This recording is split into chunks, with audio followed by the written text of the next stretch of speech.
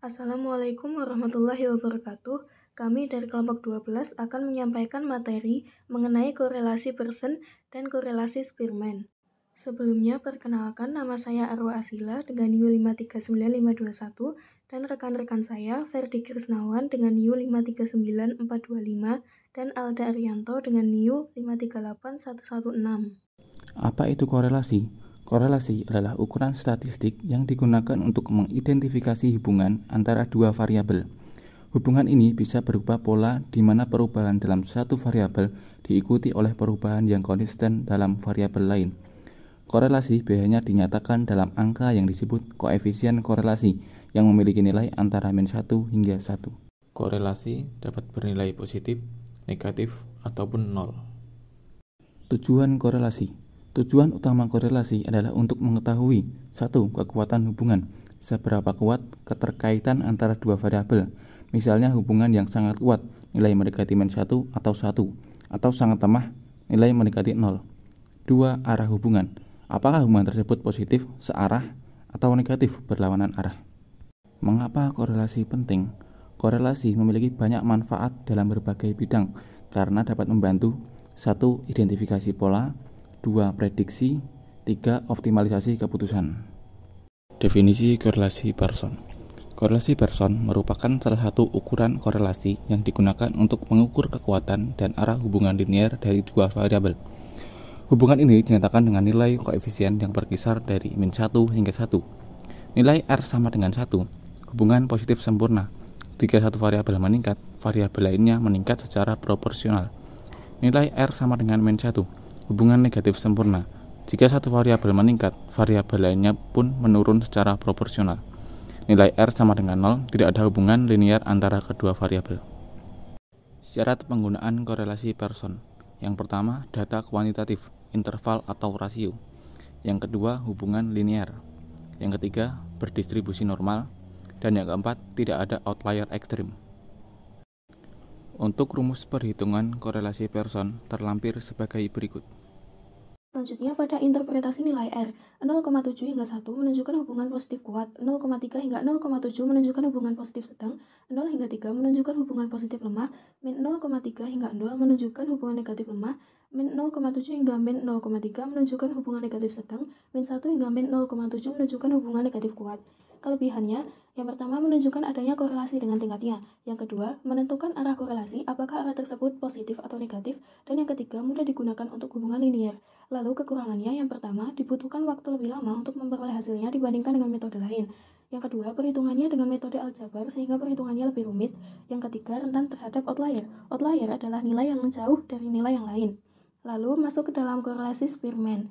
Korelasi ini adalah pengukuran statistik yang digunakan untuk mengukur hubungan monoton antara dua variabel ketika data bersifat ordinal atau peringkat. Nah, syarat yang pertama, data berskala ordinal, interval, atau rasio. Ordinal menunjukkan urutan atau peringkat, interval menunjukkan jarak tetap antar nilai dan tidak memiliki nol mutlak, dan rasio menunjukkan jarak tetap antar nilai dan memiliki nol mutlak.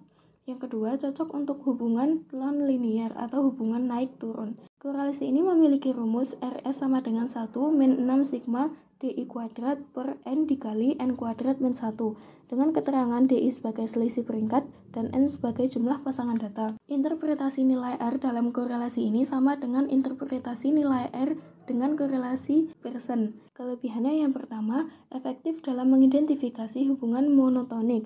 Monotonik yang dimaksud di mana arah hubungan dua variabel selalu sama. Yang kedua, fleksibel untuk data non-linier. Yang ketiga, lebih rentan terhadap outlier. Lalu kekurangannya yang pertama, kurang sensitif untuk hubungan linier yang kuat. Yang kedua, pengaruh TIS atau ikatan. TIS adalah nilai yang sama persis dalam satu variabel. Dan yang ketiga, korelasi ini berbasis peringkat sehingga jarak absolut antar nilai variabel tidak dihitung. Selanjutnya adalah perbandingan Pearson dan Spearman. Ini memiliki beberapa aspek. Yang pertama adalah jenis hubungan, jenis data, ketahanan outlier, dan aplikasi.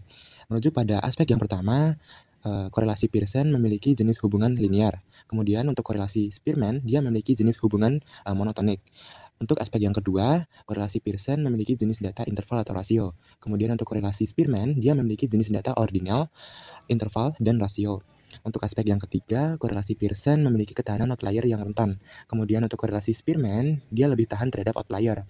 Kemudian untuk aspek yang terakhir, korelasi Pearson memiliki aplikasi data kuantitatif. Sedangkan korelasi Spearman, dia memiliki aplikasi data ordinal atau non-linear. Masuk pada studi kasus yang pertama, korelasi Pearson itu digunakan untuk mengukur kekuatan dan arah hubungan linear antara dua variabel numerik. Dalam studi kasus ini, hubungan yang dianalisis adalah antara suhu udara dalam derajat Celcius dan penjualan es krim. Semakin tinggi suhu, penjualan es krim cenderung meningkat secara proporsional, menunjukkan korelasi positif linear. Ini berarti kenaikan suhu sebesar 1 derajat Celcius cenderung menghasilkan peningkatan penjualan dalam jumlah yang relatif tetap. Korelasi Pearson cocok digunakan karena data bersifat kuantitatif dan linear. Visualisasi dilakukan dengan scatter plot, di mana pola titik-titik data cenderung membentuk garis naik dari kiri ke kanan. Selanjutnya adalah studi kasus yang kedua mengenai korelasi Spearman. Korelasi Spearman digunakan untuk mengukur hubungan monotonik antara dua variabel, terutama saat data tidak bersifat linear atau mengandung peringkat. Dalam studi kasus ini, dianalisis hubungan antara peringkat kepuasan pelanggan mulai dari angka 1 sampai 5, dan skor ulasan produk mulai dari 0 sampai 100. Meskipun peringkat hanya naik sedikit, misalnya dari 2 ke 3, skor ulasan bisa meningkat tajam, sehingga hubungan tidak selalu linear. Spearman bekerja dengan cara mengubah data menjadi urutan rank terlebih dahulu, lalu mengukur kekuatan hubungan antar ranking. Visualisasinya tetap menggunakan scatter plot, namun peringkat diubah ke bentuk ranking terlebih dahulu untuk melihat pola monotonik antar variabel.